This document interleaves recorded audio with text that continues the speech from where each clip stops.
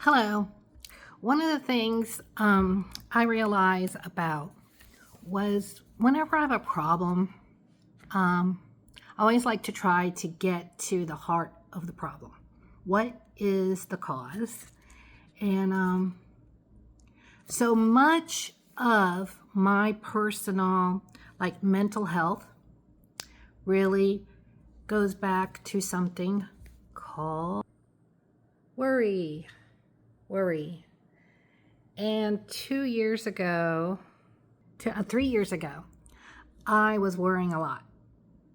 In fact, I worried so much, I got online through my insurance card of Blue Cross Blue Shield, and so they do MD Live, and I got in and I sought out the help of a psychologist, and then ended up going to a psychiatrist, and I'm still on the medication I was prescribed 3 years ago.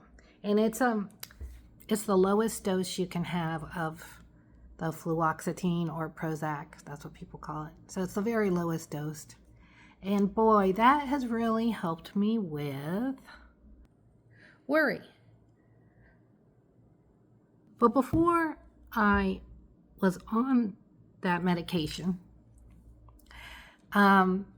I used this book. I found the book.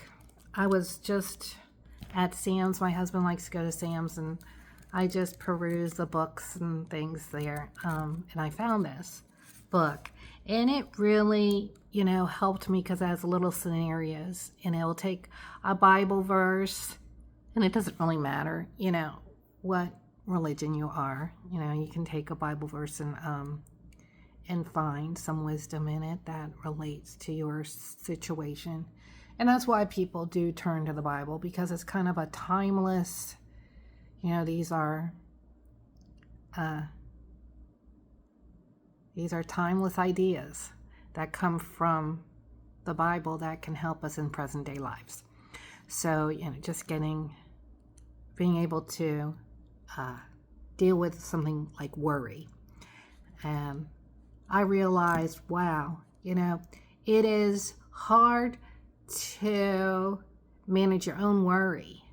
But when you take on another person's worry, their problems, you can't, even if you're a parent, you're a grandparent or a parent or an aunt or an uncle or a sibling, really taking care of yourself is the only way you can help others, really. Because, for instance, if another person gets themselves into trouble and they land up in jail, would you try to take their place in jail and go to jail in their place so that they don't have to?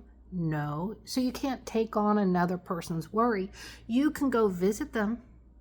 You can go visit them if they're in jail, right?